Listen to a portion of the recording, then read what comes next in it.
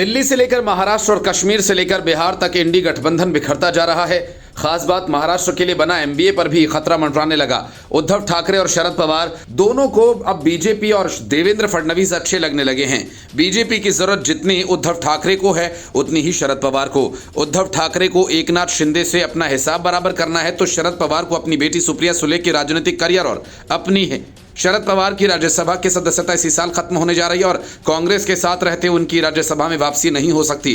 BJP भी एकनाथ शिंदे और अजीत पवार की प्रेशर पॉलिटिक्स से परेशान ही है।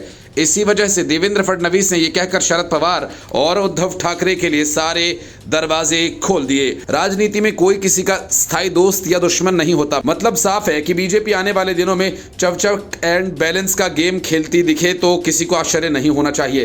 यही वजह है कि एमवी अब टूट की कगार पर पहुंच गई है। वे हार का ठीकरा अब एक दूसरे पर फोड़ने लगे हैं। हार के लिए एक दूसरे को जिम्मेदार ठहराया जा रहा है। सारी पार्टियां एकला चलो की राह पर हैं। उद्धव ठाकरे और शरद पवार भी अब बचा नहीं पा रहे हैं। अब ये सब ऐसे वक्त में हो रहा है जब 35 दिन के अंदर आदित्य ठाकरे देवेंद्र फडणवीस से मिलने गए। शरद पवार ने दिल खोलकर संघ की प्रशंसा की। कांग्रेस नेता विजय वडेट्टीवार ने उद्धव ठाकरे के सिपहसालार संजय राउत पर आरोप लगाते हुए कहा कि हमने सीट आवंटन में काफी देरी की जिसकी वजह से यह हाल हुआ।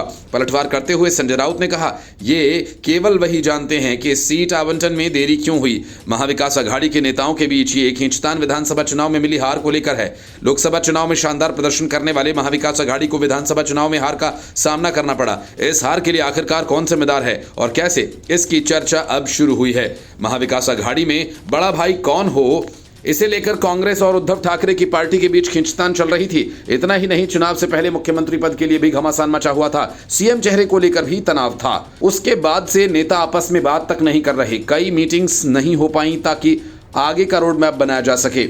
सूत्रों का कहना है कि उद्धव ठाकरे की पार्टी बीजेपी के संपर्क में है। उद्धव ठाकरे एक बार फिर देवेंद्र फडणवीस से मिल भी चुके हैं। उसके बाद 3 बार उद्धव ठाकरे के बेटे आदित्य ठाकरे 3 बार फडणवीस से मिल चुके हैं।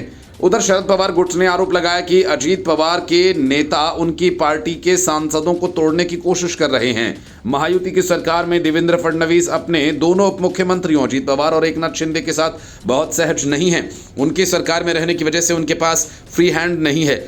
इसकी एक झलक सरकार गठन को और उसके बाद विभाग के बंटवारे के वक्त दिख चुकी है और ऐसे में राज्य में नए राजनीतिक समीकरण की संभावना से इनकार नहीं किया जा रहा। कुछ दिनों में इससे चर्चा ये चल रही है कि ठाकरे गुट और भारतीय जनता पार्टी फिर से एक साथ आ सकते हैं। चर्चा ये भी कि इस बात को लेकर एकनाथ शिंदे महायुति में नाराज हैं। ऐसी चर्चा है कि अगर एकनाथ शिंदे ने महागठबंधन छोड़ा तो बीजेपी ठाकरे समूह के साथ गठबंधन कर लेगी।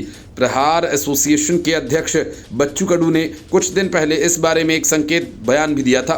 बच्चू कडू के द्वारा भविष्यवाणी की गई थी, अगर बीजेपी एकनाथ शिंदे और अजीत पवार से नाता तोड़ती है तो राज्य में बीजेपी और ठाकरे समूह के बीच एक नई प्रेम कहानी शुरू हो सकती है।